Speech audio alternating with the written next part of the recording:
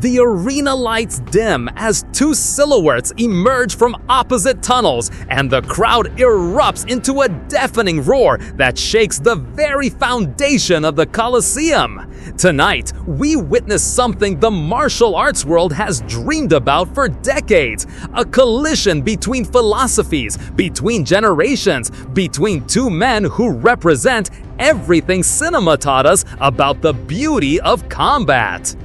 Brandon Lee enters first, moving with the fluid grace of a panther stalking through shadows.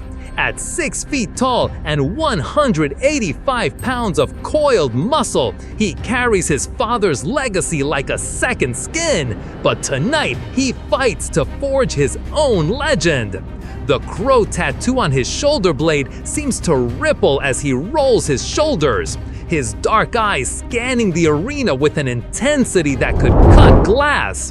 He's trained in Jeet Kune Do since childhood, absorbing Bruce Lee's philosophy of formless form, of being like water, of striking from impossible angles with devastating precision. Across the octagon stands Jackie Chan, the man who redefined what it means to be a martial artist in the modern age. At 5'10" and 170 pounds, he appears smaller, but anyone who studied his films knows that Chan fights with a creativity that borders on genius. He bounces on his toes, that trademark mischievous smile playing at his lips even as his eyes calculate distances and angles. This man has broken nearly every bone in his body during his career, yet he stands here ready to absorb whatever punishment comes his way and turn it into opportunity. The referee brings them to center ring for final instructions, and you can feel the electricity crackling between them. Lee's approach is philosophical warfare. He believes in economy of motion, in ending fights with surgical precision before they truly begin. Chan represents chaos theory in human form, a fighter who improvises, who turns the environment into a weapon, who makes you laugh before he makes you cry. The bell rings and Lee explodes forward with a devastating lead hook kick that whistles past Chan's head by millimeters. Chan ducks and weaves, his years in the Peking Opera School evident in every movement as he flows around Lee's combinations like smoke around fingers. Lee presses the attack, throwing a staccato rhythm of jabs and crosses that force Chan backward toward the cage. But this is exactly where Chan becomes dangerous. With his back against the wall, he suddenly drops low and sweeps Lee's lead leg, sending the taller fighter stumbling. Round 1 belongs to Lee on aggression, but Chan's defensive mastery keeps him from taking significant damage. Between rounds, you can see Lee's corner urging him to be patient, to not chase the knockout too early. Chan's team is animated, gesturing wildly, reminding him that Lee's reach advantage means he needs to get inside to turn this into a phone booth war where his superior grappling can shine.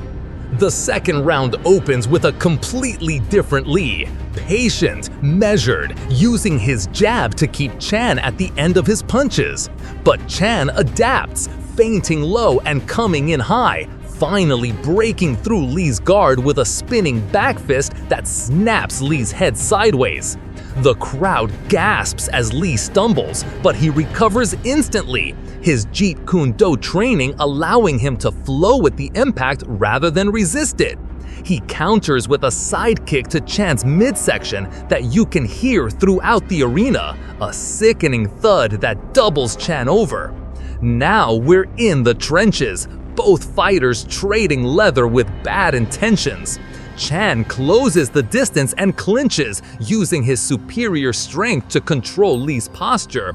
He delivers short elbows and knees, the kind of dirty boxing that comes from decades of stunt work and understanding body mechanics. Lee tries to create space with shoulder strikes and short uppercuts, his longer frame feeling cramped in Chan's embrace.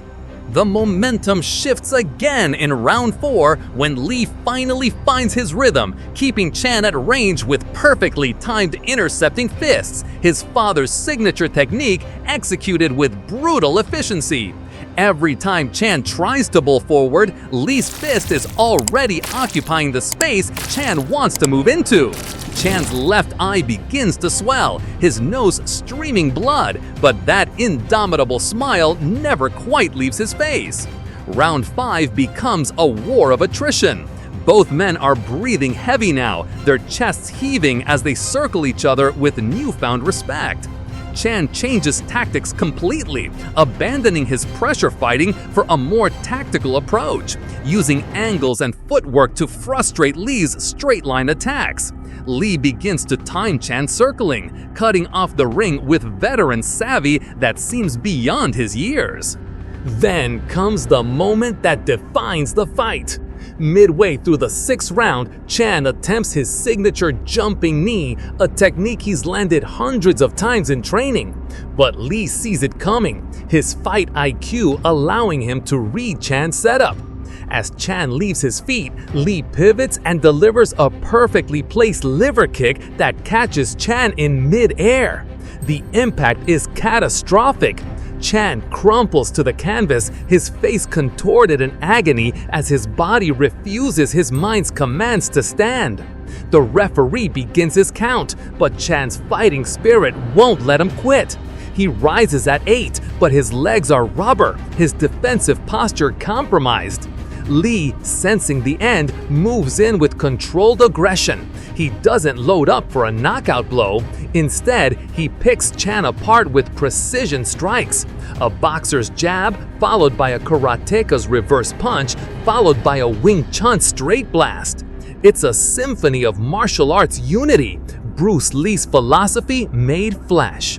The referee stops the contest at 6 minutes 47 seconds of round 6, and Brandon Lee has his hand raised in victory. But there's no celebration, only mutual respect as Lee immediately checks on Chan, helping him to his feet.